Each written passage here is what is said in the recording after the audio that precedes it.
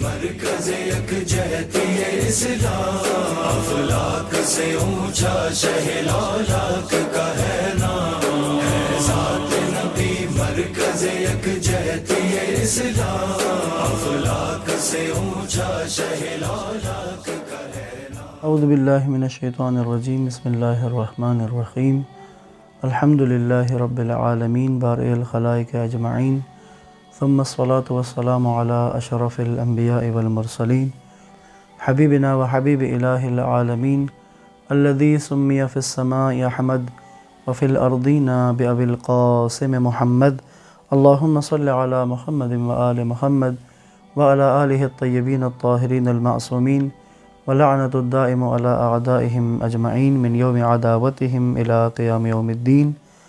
السلام علیکم ورحمۃ اللہ وبرکاتہ۔ سیرت النبی آڈیو سیریز کی 8ویں قسط میں آپ کو خوش آمدید۔ آج کی اس قسط میں ہم حضرت اسماعیل علیہ السلام کا تذکرہ کریں گے۔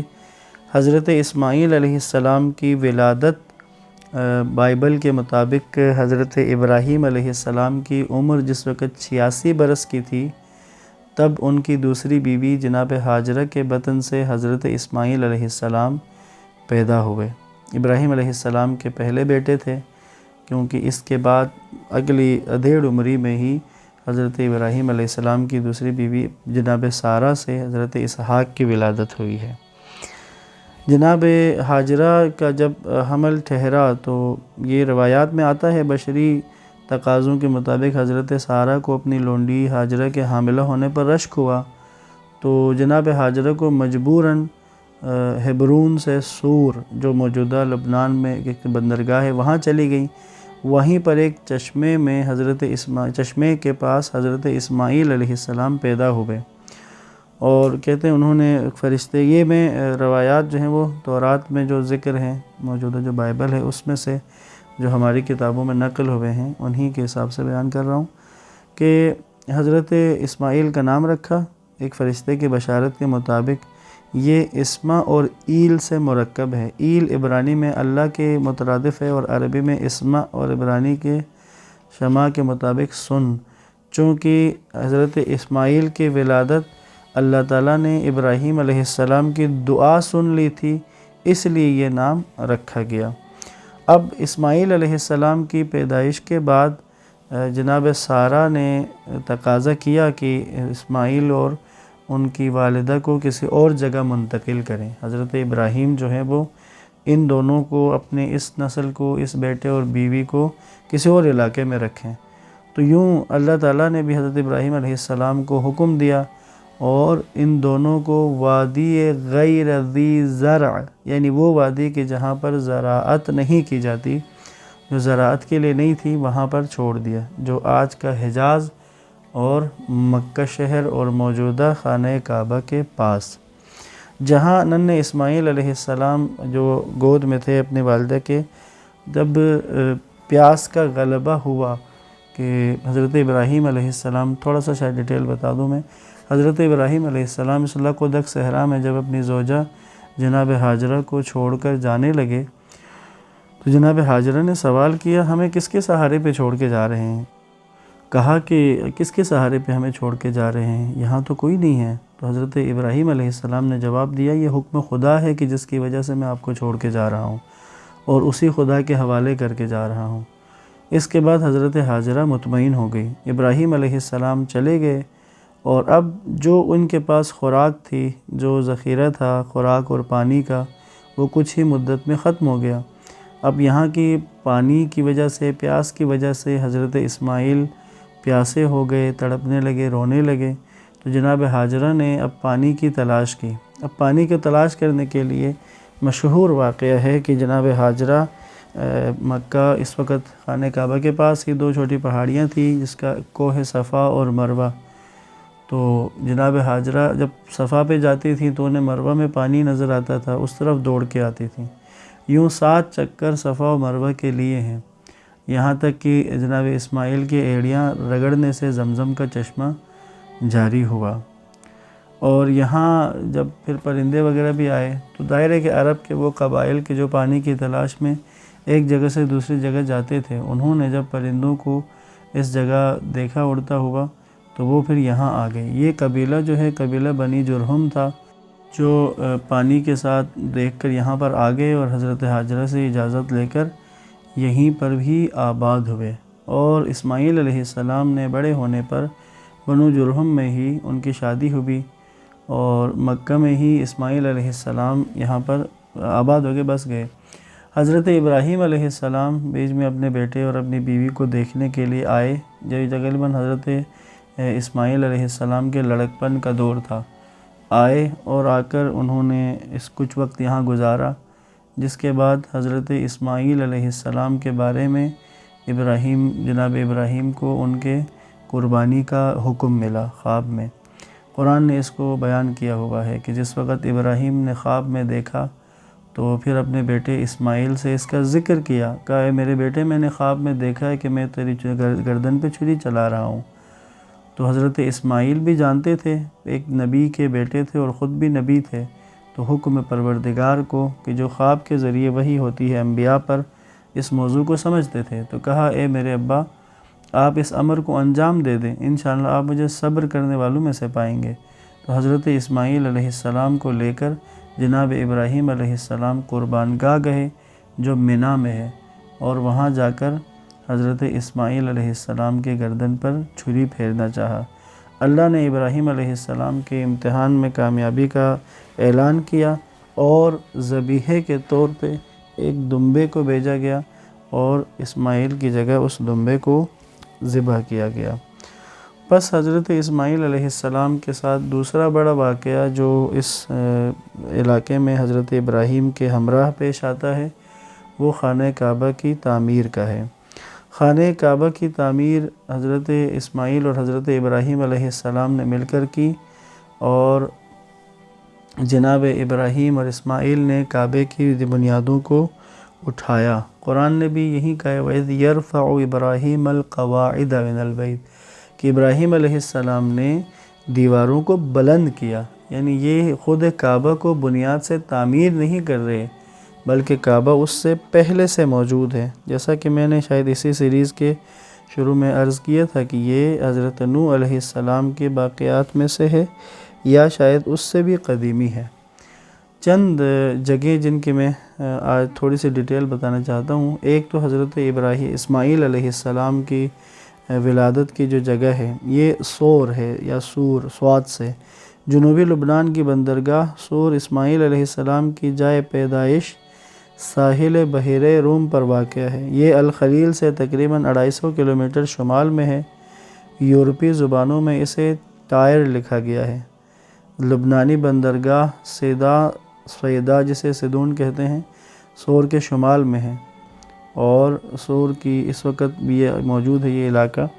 اس کے علاوہ دوسرا جو حضرت ابراہیم اسماعیل علیہ السلام سے منسوب جگہ ہے وہ کعبہ ہے، بیت اللہ ہے اور حجاز کی جگہ ہیں۔ بیت اللہ مسلمانوں کے قبلہ کو بیت اللہ یا کعبہ کہتے ہیں، جو مکہ مکرمہ میں واقع ہے۔ مروہ پہاڑی کعبے کے شمال میں ہے، جبکہ صفا کعبہ کے جنوب میں ہے۔ صفا و مروہ کے درمیان سعی کا راستہ ہے جو قدر جنوب مشرق سے شمال کو چلا گیا ہے۔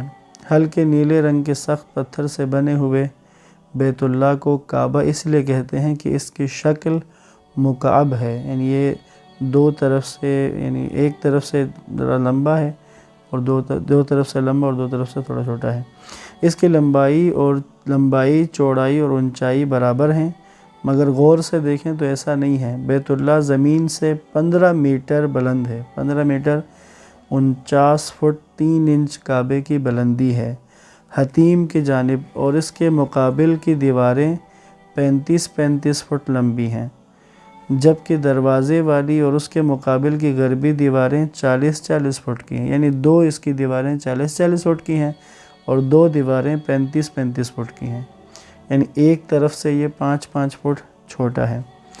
خود دروازے کی بلندی جو ہے، دروازہ خود فرش سے جو طواف کی جگہ ہے اس سے 6 فٹ اونچائی پر جا کر دروازہ ہے، اور خود دروازے کی بلندی بھی 6.5 فٹ ہے۔ اس کے بائیں ہاتھ زمین سے قریباً 5 فٹ بلندی پر حجر اسود ہے۔ کعبے کا دروازہ مشرقی جانب ہے اور اس کے مشرقی گوشے میں حجر اسود ہے، جنوبی گوشہ جو ہے وہ رکن یمانی کہلاتا ہے۔ بیت اللہ کے ارد گرد مسجد حرام واقع ہے جس میں کئی دروازے ہیں۔ اسی کے ساتھ جو ہے باب کعبہ کے دائیں ہاتھ پر مقام ابراہیم ہے، جو ایک شیشے اور وہ بند ہے، وہاں پر حضرت ابراہیم کے پاؤں کے نشان بھی اس کے اندر دیکھے جا سکتے ہیں۔ کعبے کے مشرق میں تھوڑے سے فاصلے پر زمزم کا کنواں ہے۔ منی جو حضرت اسماعیل کی قربان گاہ ہے، مکہ سے منی کا فاصلہ 7 سے 8 کلومیٹر ہے۔ اگرچہ بھی جو سرنگیں جو بنی ہوئی ہیں اس کی وجہ سے وہ فاصلہ کم ہو گیا ہے۔ مکہ سے منی کے نیم دائرے کے رستے میں محلہ شیب ابی طالب بھی ہے، رسول خدا کی پیدائش کی جگہ بھی وہیں پر ہے، ایک مسجد جن ہے، محلہ شیب بنی عامر ہے، محلہ جعفریہ ہے، اسی طرح کوہ حرا کو جانے والا راستہ بھی ہے۔ الغرض یہ منی کی طرف جو علاقہ جاتا ہے، منی کی طرف جو سڑک جاتی ہے اس کے دائیں بائیں جو ہیں وہ پہاڑیوں کے سلسلے ہیں، جن کی آغوش میں 1.5 کلومیٹر چوڑی وادی ہے۔ منی میں بائیں ہاتھ جو ہے وہ 3 جمرات ہیں۔ جمرات یعنی وہ جگہ ہے جہاں پہ موجودہ حاجی جب حج کے لیے جاتے ہیں تو وہاں پر وہ شیطانوں کو کنکر مارتے ہیں۔ روایت میں آتا ہے کہ حضرت اسماعیل علیہ السلام کو لے کر جناب ابراہیم علیہ السلام جب قربان گاہ کے لیے منی کی طرف جا رہے تھے تو وہاں 3 جگہوں پر شیطان نے حضرت ابراہیم کو ان کے ارادے سے باز رکھنے کی کوشش کی تھی، اور تینوں جگہوں پر حضرت ابراہیم علیہ السلام نے کنکر اٹھا کر شیطان کو مارا تھا۔ آج اسی سنت ابراہیمی کے یاد میں حجاج جو ہیں وہ جمرات میں کنکریاں مار کر اس سنت کو ادا کرتے ہیں۔ جمرات سے آگے مسجد خیف ہے جس میں ایک بڑے گنبد والی بارادری ہے۔ یہ وہ جگہ ہے جہاں حجۃ الوداع کے موقع پر رسول کریم خیمہ زن ہوئے تھے۔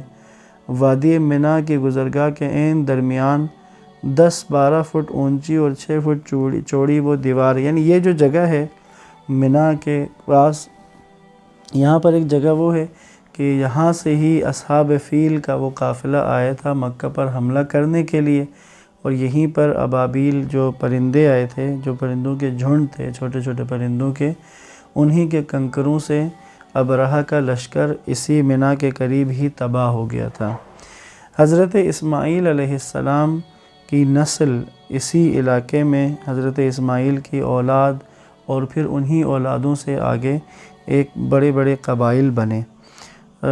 جناب ابراہیم علیہ السلام کے بیٹے اسماعیل اور ان کے آگے جو بیٹے ہیں، کچھ نام ان کے آئے ہوئے ہیں کتابوں میں، جیسے نابت ہے یا نبایوت، قیدار، اوبیل، ہشام، مشما، روما، منشا، ادار، تیما، نافیش، قیدما، اس طرح سے نام کچھ آئے ہیں کتابوں میں، لیکن جن کی شہرت زیادہ ہے وہ قیدار ہیں۔ قیدار کے بارے میں کہا جاتا ہے کہ اصحاب الحجر جو ہے وہ قیدار کی اولاد ہیں، یا اصحاب الرس۔ پس قیدار جو ہیں انہی کی نسل سے عدنان ہیں۔ عدنان جو حضرت رسول خدا صلی اللہ علیہ وآلہ وسلم کے جد اعلیٰ ہیں، شجرہ مطہرہ عدنان تک یہ منتقل ہوتا ہے۔ عدنان کہتے ہیں قیدار کی اولاد میں سے تھے۔ بس اسماعیل علیہ السلام کا جو ذکر ہم نے کیا، اس کے بعد ہم کچھ انبیاء اور بھی ہیں، لیکن میں چاہ رہا تھا کہ صرف اسی خطے کے اندر جو انبیاء ہیں جن کا ذکر ہمیں معروف کتابوں میں دستیاب بھی ہو، قرآن نے بھی جس کو بیان کیا ہو، انہی انبیاء کا ہم ذکر کریں۔ قرآن مجید میں حضرت اسماعیل علیہ السلام کا ذکر، حضرت اسحاق اور اسماعیل کا اکثر ذکر ساتھ ہی آیا ہے، اور اسماعیل علیہ السلام کے بارے میں قرآن کی آیات جو ہیں وہ انشاءاللہ شاید کل کی گفتگو میں چند آیات بھی میں بیان کر سکوں۔ تو اب انشاءاللہ ہم اگلی قسط میں رسول خدا کے جو اجداد ہیں ان کے بارے میں ہم تذکرہ کریں گے، اور انشاءاللہ جب اجداد کا ذکر ایک ایک کر کے میں بیان کرنا چاہ رہا تھا کچھ ڈیٹیل میں، جن کا بھی تاریخ نے بیان کیا ہے، انشاءاللہ اس کے بعد پھر ہم اپنی گفتگو کو اس طرف لے کے آئیں گے کہ رسول خدا سے پہلے اس علاقے کی جو حالت تھی، اخلاقی حالت، سیاسی حالت، مذہبی حالت، معاشرتی حالت، اس کو انشاءاللہ ہم اس کے اگلے مرحلے میں بیان کریں گے۔ آج کی بات یہیں تک اختتام کرتا ہوں۔ انشاءاللہ آپ تمام جو دوست ریگولر سن رہے ہیں، آپ کا شکریہ۔ اور انشاءاللہ ان آڈیو کلپس کو مزید آگے آپ فارورڈ بھی کریں گے، جو بھی سن رہے ہیں اپنے آگے گروپس میں آپ بھیج سکتے ہیں ان کو۔ والسلام علیکم ورحمۃ اللہ وبرکاتہ۔